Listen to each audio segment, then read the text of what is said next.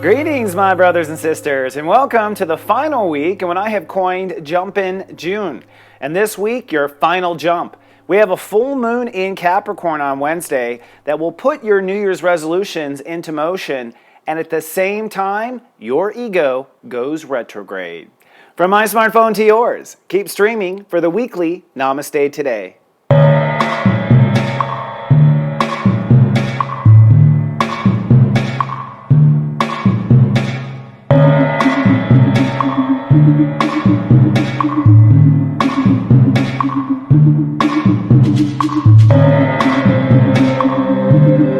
Hello and welcome to Namaste Today.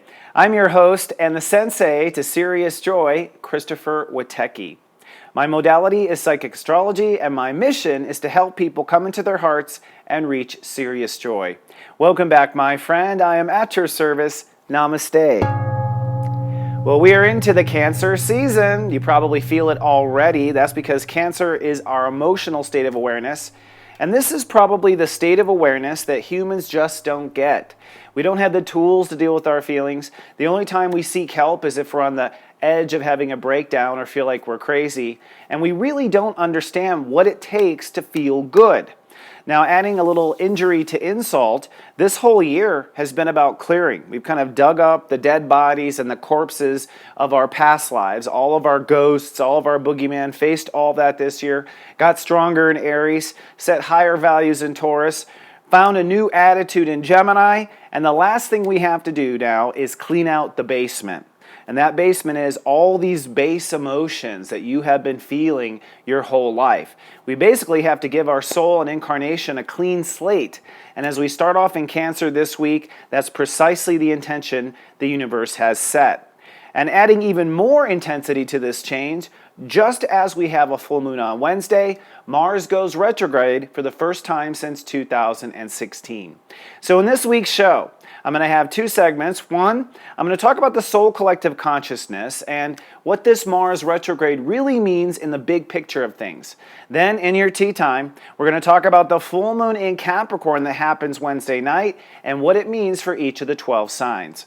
But first, let's take a look at the week's moods and your zodiac weather. This zodiac weather is from Monday, June 25th to Friday, June 29th, 2018. Looking at your 5-day moodcast. Looking at the week at a glance, it's going to be stormy in the beginning, but sun comes out by the end. Let's drill down. On Monday, it's showers with a chance of storms. Step 4 rules the day, and a holy shift will ruin the play. On Tuesday, it's cloudy, overcast, and rather pensive. Step 5 rules the day, and the moon in Sagittarius projects your future story. On Wednesday, it's the full moon, sunny yet peaceful. A full moon in Capricorn, and Mars goes retrograde. On Thursday, it's partly cloudy, but feeling rather sacred. Step 7 rules the day, and a moon in Capricorn keeps things solid. And then on Friday, the sun comes back out. It's sunny and solid. A moon in Capricorn makes you feel concrete, and a grand trine in water begins your transformation. Looking at the week ahead, it's going to be all about coming to an apex with how you feel, and then an ego retrograde. Taking a sneak peek at this upcoming week. This week, the soul collective consciousness will experience an ego retrograde. Now, before we go into the ego retrograde, also known as the Mars retrograde, let's talk about where the collective conscious is so far in the story. This year in 2018, we are breaking away from the karma we were born to, which means the situation we were born to. So you don't have to believe in karma. Your childhood, the issues of your childhood, the struggles you had, the fears you had, the pain you had, the abuse you had, or the abuse you did to others. I mean, everyone has their shift, right? So we're all born to all of this energy and this story. And finally, in the year 2018, everyone on Earth together, believe it or not, is being pushed to put that away, to conclude that story, to come to a full circle close of what that was about, and point toward what I call the story we were born to live. Now, the story we were born to live is technically the reason why we incarnated. In my opinion, we really incarnate usually for two reasons. One, to clean up our old baggage, our karma, which means show to ourselves that we are capable of better, ending, powerful cycles with certain people and soulmates, learning new things, finally not allowing ourselves to fall into old traps. And those traps can be anything from violence to being a person who is subjected to violence, to addiction, alcoholism. All these things are kind of what we have learned in our past lives or experienced in our past lives, but didn't necessarily get through. So up until this moment, 2018, everyone on earth has pretty much been preoccupied, in my opinion, with these subconscious issues known as karma, clearing them out and moving forward. In 2018, we've actually broken the foundation and begun to move forward with this development. In Aquarius, we saw the big picture. In Pisces, we were able to see our spiritual story. In Aries, we launched a new ego. In Taurus, we started to raise our values since we now feel strong in a new way. In Gemini, which we just had, it was about adopting a new attitude. So these are all different states of awareness that we've been taking it up to the higher show. Now that we are in Cancer, it's time to kind of clean out the heaviest and the final state of awareness, I think, before we can move on to that story we were born. It is our emotional state of awareness. And if you don't know, the emotional state of awareness is probably the heaviest awareness that we have because it's kind of a super channel of the spirit. Emotion has the ability to channel message from any state of awareness that we have. So our ego speaks through our feelings, anger, greed, that sort of thing. Our heart speaks with love and joy and laughter and happiness. Our body speaks with pain and pleasure. And because the emotional state is full of all this information, it also gets a bit full of the damaged moments with all that information. So our emotions carry our history of what we've felt, our emotional memory, which comes down to our cell memory of our abuses and our guilt and all that sort of negative feeling. And because all this emotional memory kind of remains intact unless it's dealt with, it literally will hold you back from the story you were born to live if you don't clear it. And I believe now this year it's time to do that clearing. We are all going to have an emotional makeover. And the universe is really investing in this makeover. I mean, it's huge. First of all, we just had this grand trine in water over the last couple of weeks with Venus and then Mercury at the helm. And that was getting us to kind of look at the dark stuff in our feelings. So I don't know about you. I had a lot of people write me, Chris, why is this old stuff coming up? I thought I dealt with this. Why is my ex-husband calling me? Why is my family suddenly in my life again? I thought I was done with this. And I was like, yeah, you thought you were done with it, but you'd actually stifled those feelings into your subconscious. Your mind was just ignoring it. It wasn't haunting you, so you just let it be. It's kind of like sweeping dirt under the rug, right? Like what you don't see doesn't matter. Well, what happened is with these two grand trines, the universe brought up all this stuff for us to see, observe, see what still kind of holds us back. And as we move into the sun in Cancer, this will be the final vacuuming, so to speak, of these emotional issues. You could say this will be the final healing of these emotional issues. The universe is going to help us heal. So we had the grand trines, and then moving into July, we have two eclipses that are going to kind of finish the job. We have a solar eclipse in Cancer at step 20, which is going to be basically a booster shot of the good feelings. So the universe is going to give a big push on the swings once you have transformed from the old baggage to the new lighthearted, unlimited possibility. And then we have a lunar eclipse at the end of July in Aquarius at step 4, which is the Grandmaster Breakdown step, which is basically going to demolish the things you were once attached to that probably led you into those emotional issues. Now let's talk about attachment. This week, not only do we have a full moon that comes to an apex between Capricorn and Cancer, that's going to be a turning point. I'll talk about more of this in the tea time. That's going to be a turning point where you really are at the moment where enough is enough. I'm letting these old feelings go. I don't want to feel this anymore. I want to take control of my life, full moon in Capricorn, and I want to move forward. So that's the turning point. And at the very moment of the turning point, Mars goes retrograde. Now, what does that mean? It means our ego is going to completely be deflated and then reinflated. Okay? And egos tend to deflate. They They're just that way. They're pushy. They're where we push. Our ego is our willpower. Our ego is what we chase after. Our ego is what we do as far as behavior. Our ego is our defense mechanisms. And our ego actually gets a makeover every 2 years. The last time we had an ego makeover was between April and June of 2016. And at that time, our ego was changing what we believed in and was changing what our personal comfort zones were. And it was started in Sag and ended in Scorpio. So in 2016, between April and June, you might think back, I remember it, there tends to be a lot of suffering, okay? Because what happens is, wherever Mars is, your ego just can't do it anymore. You find that you just don't have the strength, you don't have the willpower to continue on this particular path. And we'll talk about how this applies to all 12 signs in next week's show. I'm going to get real deep in this once Mars retrogrades. But what ends up happening is the universe stops supporting certain ego actions, and you have to kind of swim around inside of you and figure out what ego action is supported. What is the proper way? What is the new direction?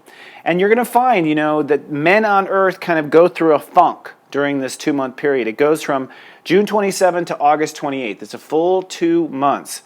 So starting on the full moon, we kind of lose the wind out of our sails, and we find ourselves having to kind of navigate in this new direction. Now, I'll just say right now, the Mars retrograde that we're about to go through begins in Aquarius, step 9, and ends in Capricorn at step 28.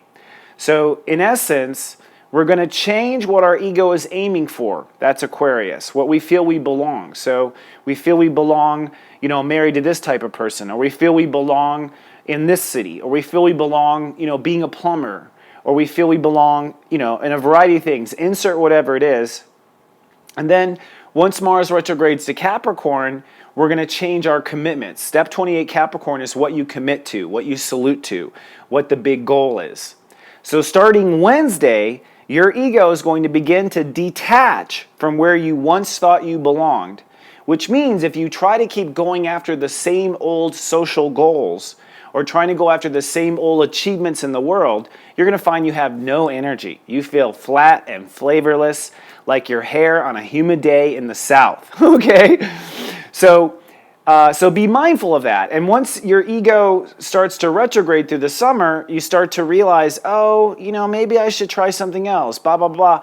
And by August, with Mars at Capricorn 28, you're like, okay, here's the goal. This is what I think I have to aim for.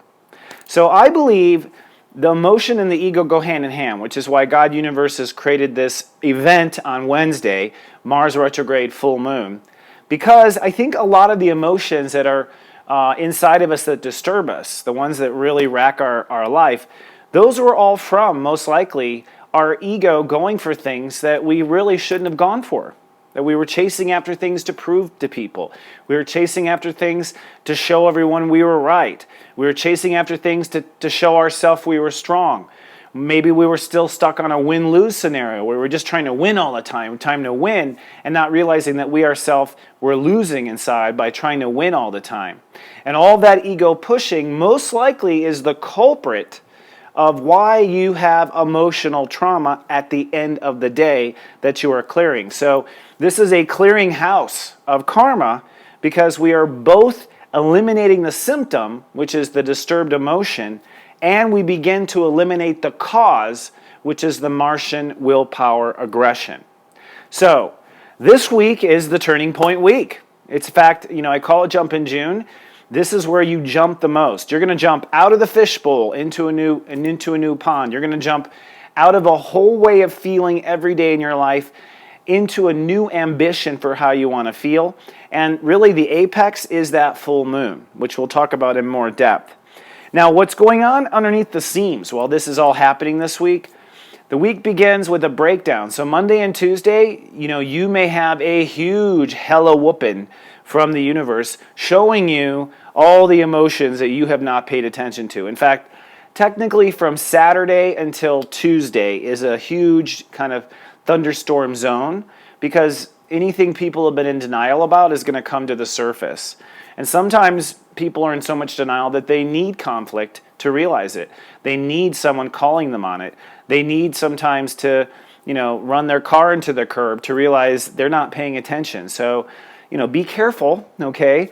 If you feel incredible emotion from Saturday until Tuesday, just be gentle with yourself and observe what this is all about, because as we get to the full moon on Wednesday, that's the point when you're going to make a commitment to let the old go and open up to new. Now, on top of this, the moon itself, in that stormy period, the moon is actually in Scorpio and Sagittarius during that stormy period. So I'm expecting a lot of poor me's, okay? A lot of, oh, my life is hard, it's always been hard, why won't it ever be better? That sort of thing. Because as the moon is building up to the full moon in Capricorn, it's going through Sagittarius, which is the story you were born to live. And you are kind of reviewing emotionally the story, the trials, the tribulations that you have been through, so you can reach this climactic moment in Capricorn where you say, enough is enough. I'm deciding, Capricorn, that this can't be anymore. And this is what allows you to begin the flushing process of the old emotion. So expect life to be really cranky up until the full moon. After the full moon, it's going to be kind of cloudy, and there's some figuring things out. We have step 7 rule the very next day, so it's very spiritual. If people had a very intense full moon, then there's a spiritual kind of awakening that comes the following day on Thursday. And then by Friday, by Friday, you're ready to fully commit. The full moon is opening up to new possibilities. Friday is like, okay, that's it. I can't feel this anymore in my life. I don't want to feel this anymore in my life. I'm committing to this direction. Let's do it. And at that point, strangely enough, we then have a grand trine in water triggered by the sun as the epicenter, which is going to step by step, beginning next week, elevate us to this higher emotional feeling. So this is literally the week where we sort of change our clothes. And as I mentioned, we have Mars retrograde on the full moon, which means just as we're ready to say enough is enough, we lose all of our energetic willpower. Okay, so we're probably going to go, enough is enough, but I'm too tired to talk about it. And don't be surprised if you don't see a huge energy drop after the full moon, on or after the full moon. That's something I've experienced. Like the first 4 days of a Mars retrograde, I don't even want to get out of bed sometimes, okay? You just don't have the will to do anything. It's kind of like in the South when it's super hot and humid and you're outside and you just don't even want to move, okay? That's kind of how Mars feels. And the best way to navigate it, and I'll talk about this through the upcoming weeks, is to search inside yourself for what you do have the energy to do. Because what you do have the energy to do is the new path. And it may take a little while for us all to get there. So this week, transformative week, your ego goes retrograde, we begin to change directions, and it all apexes around a full moon on Wednesday. And that's going to be the topic of our tea time. So go steep yourself some tea, and let's have our weekly tea time.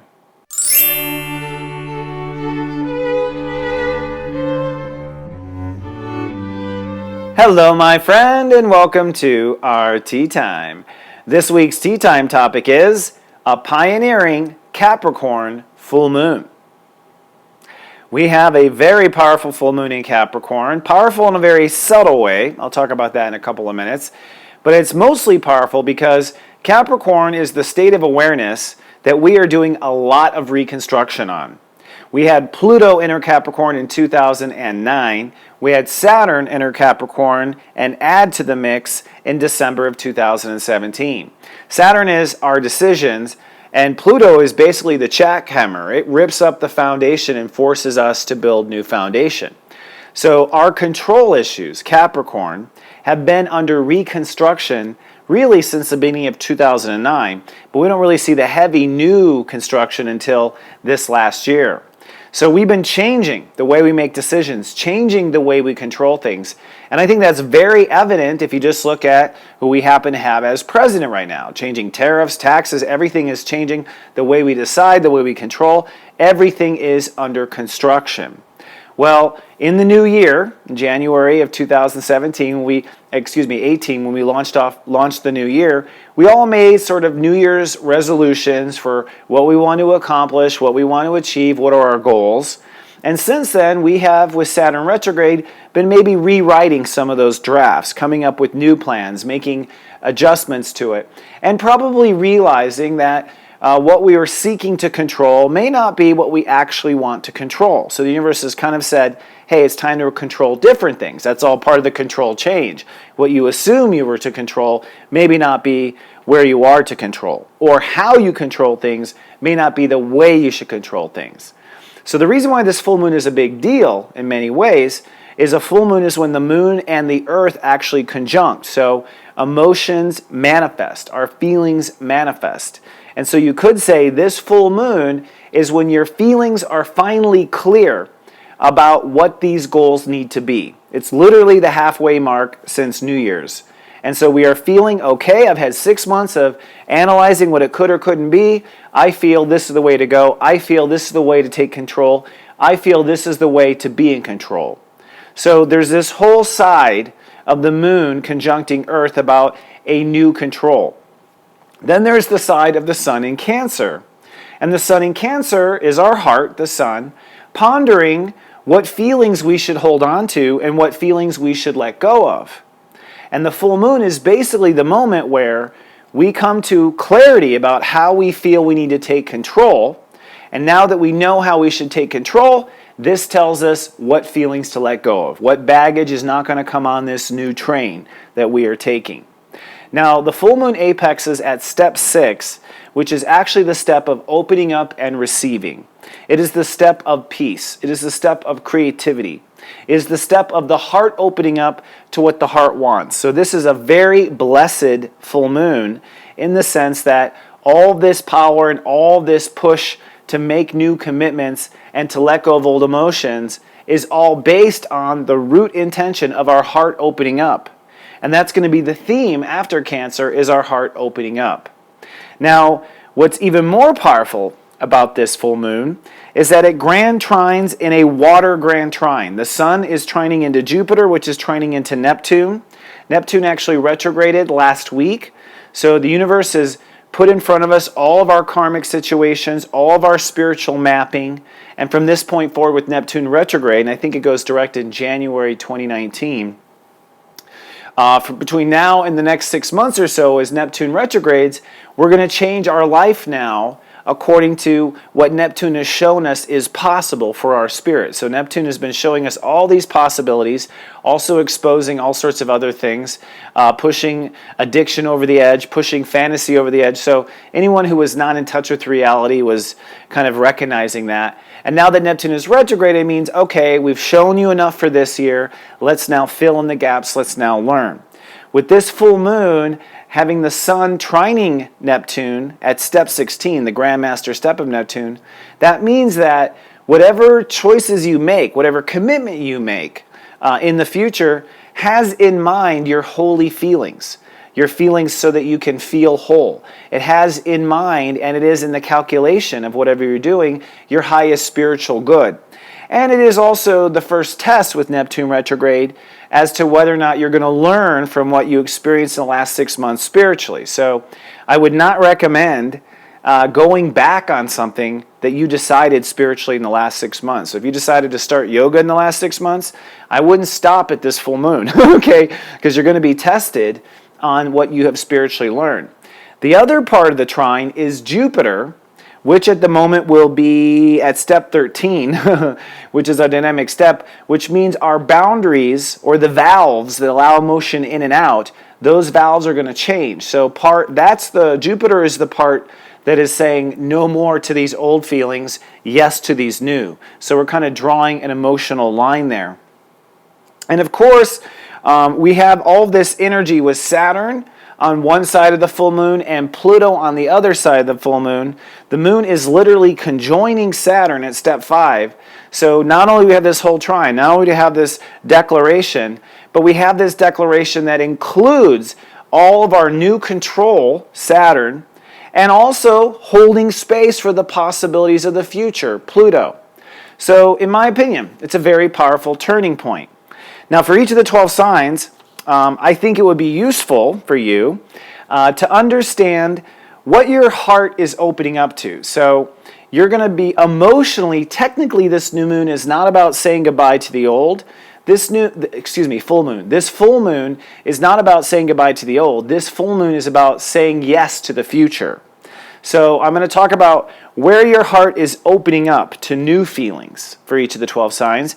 And I'm going to talk about where the moon conjuncting Saturn and the Earth, where you are making a shift to a new direction now in your control and how you're feeling and where your feelings are. So it's what you're opening up to and what you're shifting to for all 12 signs. And as always, up on the side here, I will point and show you what sign I am talking about. So because this is a long broadcast, you can zip through or zip to your family, friends, rising sign, etc.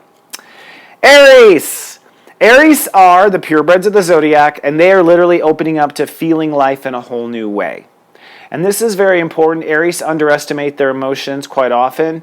They're such doers. As soon as they feel something, they run to the races and they're off to try to change something. And so they don't really give a lot of time and consideration to how they're feeling usually. But the universe is sitting them down with this particular full moon. Not only that, but Mars is retrograding. They're ruled by Mars, so they're literally being timed out. And I think that you'll find Aries to be somewhat limp for the entire summer. They're just not going to have it in them to do the old fight, which is God's total plan here. And in that kind of time out, they need to open up, well, how do you seek to feel? How do you want to feel? So Aries are opening up to feeling differently. I know maybe life has been hell. I know it's been a struggle. I know it's been a fight. But how do you want to feel in the future? That's what God is asking on this full moon. Now, at the same time, the full moon says, not only do you open up to new feelings, but it's time to shift and open up to new decision making. Decision making based on your feelings, not based on your ego, not based on the fight, not based on the goal, but decisions based on your quality of emotional feeling. So Aries, you're opening up to new feeling and you're shifting to new decisions. Taurus. Tauruses are opening up to new thinking. And Tauruses are emotionally led by their thinking. Again, Tauruses are kind of like Aries. As soon as they have a feeling, they go off and start thinking about it. So Tauruses also have an issue with meditating on their feelings and slowing down to be aware of their feelings. But a Taurus's thoughts are completely conditioned by how they feel. So the universe is saying, it's time to open up to new thinking, which is your way of opening up to new feeling. Thinking and feeling go hand in hand for the Tauruses. Now, as you open up to new thinking, Taurus, you're going to be shifting to a new education. And I thought about this a lot because I'm a Taurus. It is an education. And I know we know everything. Tauruses think they know everything. But the universe is saying, you're about to go through a big learning period. You're about to grow on what you've already learned and be taken to the next height. So you're opening up to new education. That might be opening up to new travel. That might be opening up to new theories. But opening up to new education and opening up to new thinking. Shifting to new education and opening up to new thinking. Gemini. Geminis are opening up to new self-confidence or new self-esteem. So they basically allow their confidence to be determined by their feelings. So if a Gemini feels bad, a Gemini has no confidence. So they're opening up to new self-esteem, new feelings that bring them confidence. And as they open up to new self-esteem, the moon and earth says it's time to shift to new boundaries. So where you draw the line, who you let in, who you don't let in, things that you are attached to, things that you are signed up for. Basically, Geminis are going to be making cuts and making new openings on this full moon and opening to a new direction of emotional trust and opening up to a new self-esteem at the same time. So shifting boundaries and opening to new self-esteem. Cancer. Cancers are having their birthdays, so they are one of the most affected in this transit. Of course, Capricorn would be the other that's the most affected. Cancers are opening up to new defenses. So Cancers have been defensive for a variety of reasons. We're all defensive, not just Cancers. But in your birthday period, you change your defenses, especially if it's in the first decan of the transit. So Cancers are opening up to new defenses, and that might be that there are no fences, right? It may be because you're in a safe space, you don't need to defend yourself. That also includes opening up to new behavior and new responses, because behavior and responses are really all based on your defenses. So all of our behavior and everything is all based on the ego and survival. So you're going to open up to new defenses, and that means you're going to shift your marriage vows. You're going to shift your self-relations policy. So the real change is that you need to treat yourself differently. And by treating yourself differently and having new rules of how you treat yourself, this is what allows you to disarm. This is what allows you to open up to new defenses, because you're now supported in the background instead of trying to overcompensate in the foreground. Leos! Leos are opening up to new fearlessness. And Leos have a lot of fears, believe it or not. They are afraid of their shadow. Their emotional subconscious is a big part of their faith or lack of faith. And so at this full moon, Leos are going to say, I want fearlessness. I want faith. I want spiritual connection. I want to feel like nothing is going to go wrong. I want to feel like I'm watched over by God universe. So they're opening up to a new faith and fearlessness. And at the same time, in order to do this, they must shift to a new daily health. And I do mean health. Now, you might be quick to jump to, well, my work and my lifestyle and the things I do every day and my routine. And yes, all those things will change. But what you don't realize is those are all a reflection of your actual health. If you're in a bad lifestyle, your body feels bad. If you're in a dangerous work environment, your body's in danger. So you're going to be shifting your health practices. And by shifting your health practices, this is actually what allows you to open up to fearlessness, because you're going to find a lot of your daily life is causing all the damn fear. Okay? So I think it's pretty clear. Virgos! By the way, Virgos, I did not mean to hurt anyone's feelings last week. I got a lot of Virgos that wrote me, of course, and said, and I don't really have any prejudice to any sign whatsoever. No Virgo has ever hurt me or damaged me, by the way, that I can think of. They're my brothers, sisters, and I think alike. But I have a compassion for Virgos because I see how hard it is. It is the master path all the way. Now, that said, Virgos are opening up to a new social belonging. Virgos used to think they belong here, and now they're going to feel like maybe they belong there. All right, and that can be location geographically, social groups, friendships, cliques, all sorts of things, certain titles in the world. And to open up to new belonging, it will come from shifting the way you love yourself. So Virgos must shift their self-love. If you want to change and move to the Bahamas, you've got to love yourself in a different way. If you want to be the vice president of your company, you have to shift to loving yourself a new way. So you're changing the rules around how much and when you love yourself, which empowers you to open up to a new place in the world. Libras! Libras are opening up to new decisions. And this is a rare thing for Libras. They have their comfort zones. That's why. And they base their decisions on their comfort zones. And I think Libras are going to open up to different things. So you might have a Libra that says they don't do windows. And now they might be like, I guess I like doing windows. I like being in the sun. You know what I mean? So Libras are going to open up to new decisions. That means open up to new career possibilities. That means open up to new legacies, things they will be known for. Open up to new leadership. Okay, these are all things they feel. And in order to open up to these new decisions, they must shift the way they nurture themselves. They must shift and open up to new nurturing.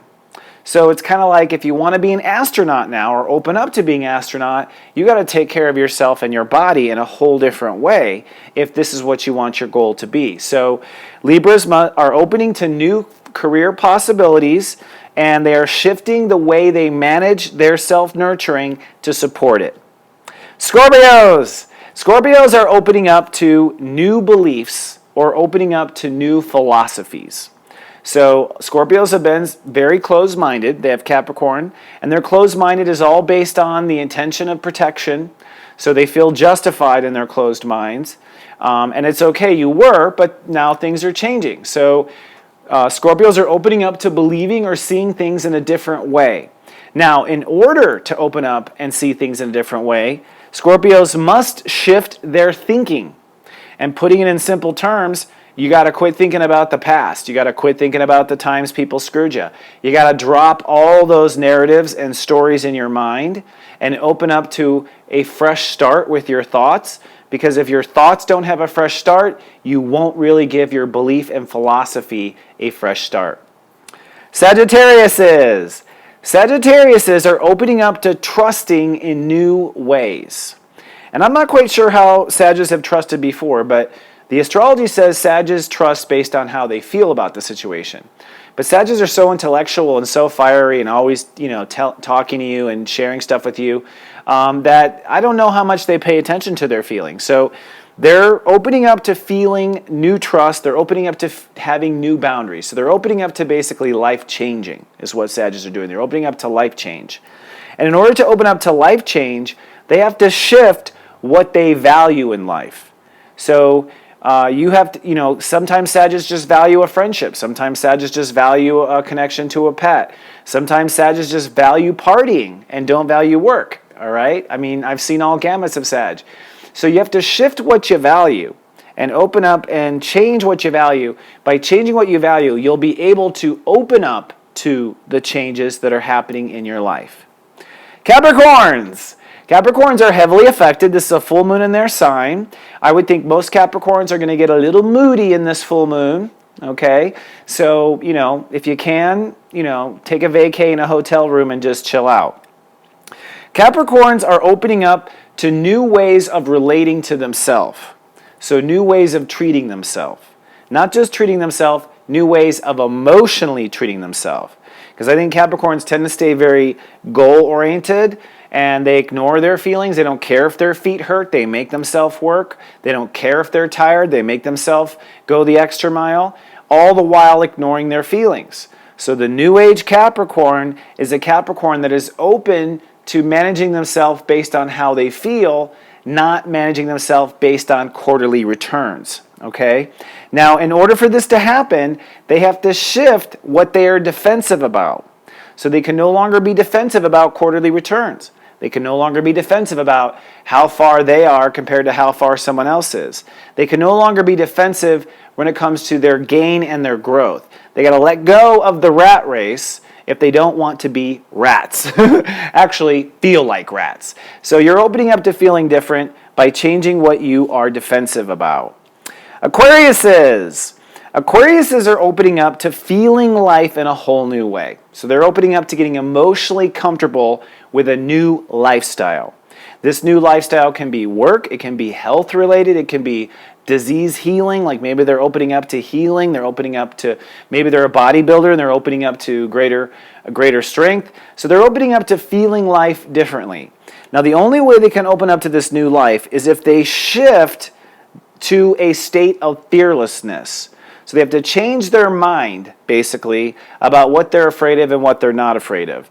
And you're going to be surprised, Aquarius. All you have to do is change your mind and say you're not afraid, and you will find that you aren't. That's how consciousness is. It does what we say. We just don't realize we have the right to tell it what to do. So by shifting out of your karma, by shifting out of your old story, by shifting out of your karmic pain, by shifting out of your fear, you'll be able to open up and trust and feel a new daily life or health. And then finally, the Pisces. Pisces are opening up to new self-love. So they're opening up to loving themselves in a whole new way. And Pisces have been some of the most dogmatic creatures on the planet. They have a real hard time loving themselves and opening up to loving themselves because they carry a lot of past life memory of guilt and regret and all these other heavy kind of churchy feelings. So loving themselves was always very conditional. I think Pisces are opening up to unconditional love now, which is very powerful. That's going to connect you to the Holy Spirit like you have never been connected. Now, the only way to open up to unconditional self-love is for you to shift where you think you belong in the world. Okay? So a lot of the problem was not that Pisces aren't good enough. It's that Pisces were trying to be good in the wrong fishbowl. You were trying to be the king or queen fish of this fishbowl. It wasn't that you weren't king or queen. It was that you weren't in the right bowl. You belong in this big aquarium tank over here. So they have to shift away from being attached to certain social aspects of life or social status or even people and friends that put them down. And if you shift out of that belonging in society, you're going to be able to shift into opening up to self-love, or what I like to say is unconditional self-love. So this is a full moon, just to wrap up. that is emotionally led. We're the sun in Cancer. And so the only real work is to kind of fish around inside of your being for what you feel needs to go in your life and what you feel you need to open up to. And that's the simplest way to talk about it. And when you are clear, make the decision on the full moon, make the commitment with that Capricorn energy that you're going to let go of those feelings and open up to these feelings. And when you do, I think you'll be on to a fabulous, flatlined Mars retrograde. Now, with that said, I have some good news. Here's some good news. I had a great time in Cleveland, Ohio. I just want to do a shout out to all of my hosts in Cleveland, Ohio. I was part of Centered Wellness. I was at the Unity Spiritual Center, and I was treated like just absolute spiritual gold the whole time. And I was telling a lot of people, actually, it felt good in Cleveland. I really liked Cleveland. In fact, I think I'm coming back just for myself. The people were grounded. It reminded me of my Midwestern roots. And I just want to say to anyone that I met, anyone I got to hug, or anyone that I couldn't hug, because it was actually very well attended, just know that I love you. I felt at home there, and I'm so grateful. And those who were really special know who you are. Thank you so much. I had a wonderful time, and I do plan to come back. So if you live in the Ohio area and you didn't get a chance to see me, I'm looking at Cleveland as one of my second homes, one of them. Just like one of my second wives, right? Now, moving on to more good news, the next Lovefest is coming up. We have a Lovefest in July, and we're switching things up just a little bit. This Lovefest is going to be on July 22nd, a Sunday, of course. It will be at 1 p.m., once again in the Mercury Cafe here in Denver, Colorado. But we are changing things. This Lovefest is going to be about harnessing hemp for good.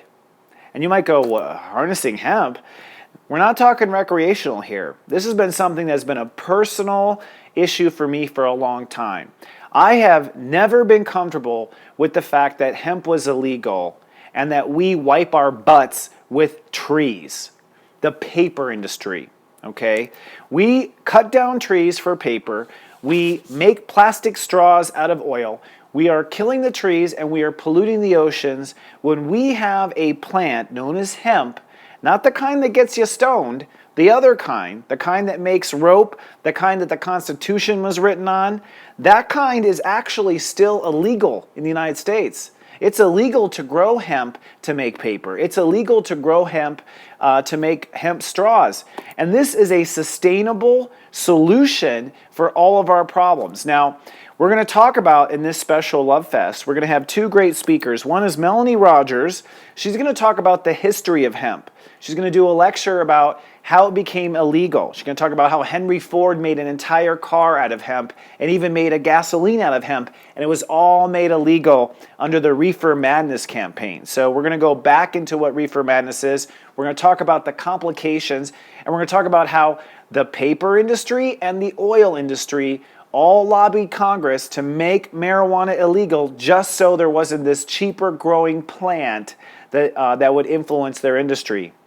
Then we're bringing in a gentleman by the name of Brandon Pitcher, and he teaches something called cannability, which is basically sustainability through hemp. And we're going to talk about all the different products that hemp is capable of replacing.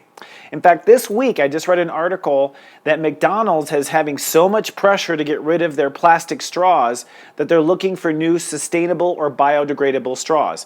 And right now they're looking at paper straws. So once again, we're going to kill trees so we can suck Coke out of a damn, you know what I mean, McDonald's cup, when we could be making hemp and recycling it and whatnot. So the Lovefest and Oneness Care, we're now moving on to some of our core agenda, which is not just to care for each other, but to care for the world.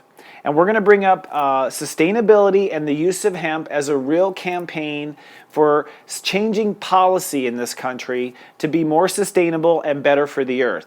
If you yourself are a person that is about sustainability, by the way, I'd love to hear from you if you could.